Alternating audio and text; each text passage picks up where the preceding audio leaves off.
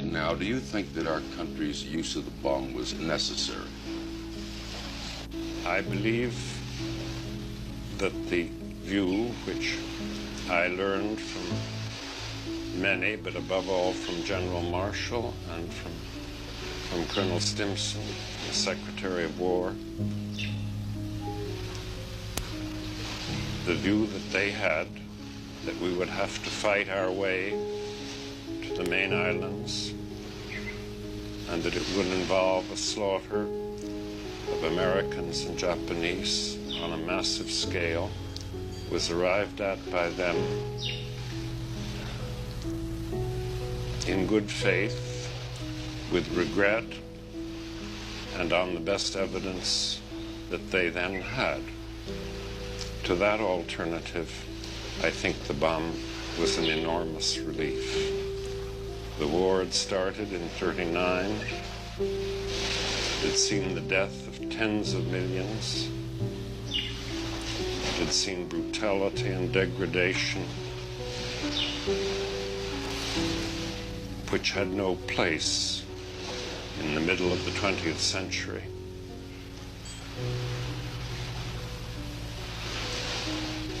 And the ending of the war by this means,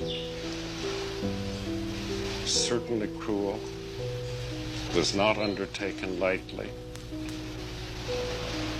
But I am not, as of today, confident that a better course was then open. I have not a very good answer to this question. Dr. Oppenheimer, nevertheless, with all the rationalization, with all the inevitability of the decision that history demonstrates to us, you and many like you who brought the bomb into being still seem to suffer, may I say, from a bad conscience about it. Is that true, sir? Well, I don't want to speak for others because we're all different. I think when you play a meaningful part in bringing about the death of over 100,000 people and the injury of a comparable number, you naturally don't think of that as with ease. I believe we had a great cause to do this, but I do not think that our consciences should be entirely easy at stepping out of the part of studying nature, learning the truth about it, to change the course of human history. Long ago, I said once that in a crude sense, which no vulgarity and no humor could quite erase, the physicists had known sin. And I didn't mean by that the deaths that were caused as the result of our work. I meant that we had known the sin of pride. We had turned to affect, in what proved to be a major way, the course of man's history. We had the pride of thinking we knew what was good for man. And I do think it has left a mark on many of those who were responsibly engaged. This is not the natural business of a scientist.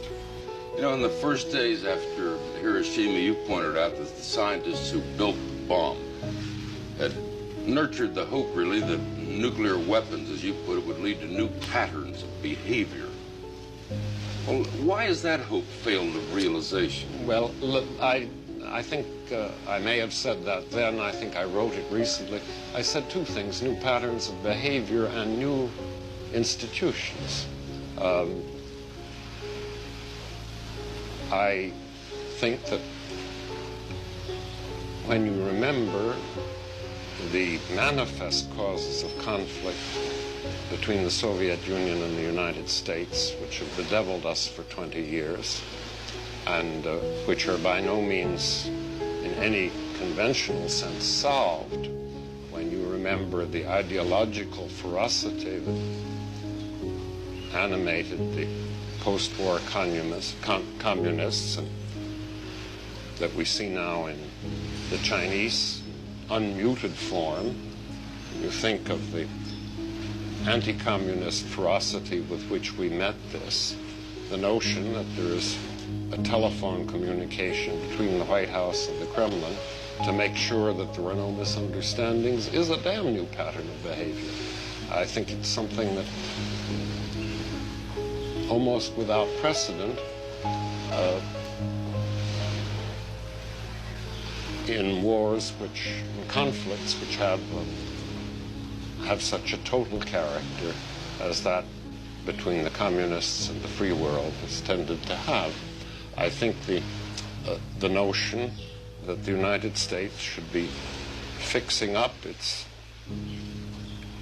power to fight limited engagements on the ground and in the air with old-fashioned weapons that we hope are a little better than they used to be, not as a step in conquering the world, but as a step in giving a chance to think, to pause, to argue, and to persuade before a holocaust. That's a pattern that I believe is not familiar either. When you think that for years the intellectuals of Russia were interested in France, and the United Kingdom, and the United States, have gotten together to talk to each other about the problems of armament and the problems of the application of science and the problems of maintaining the peace.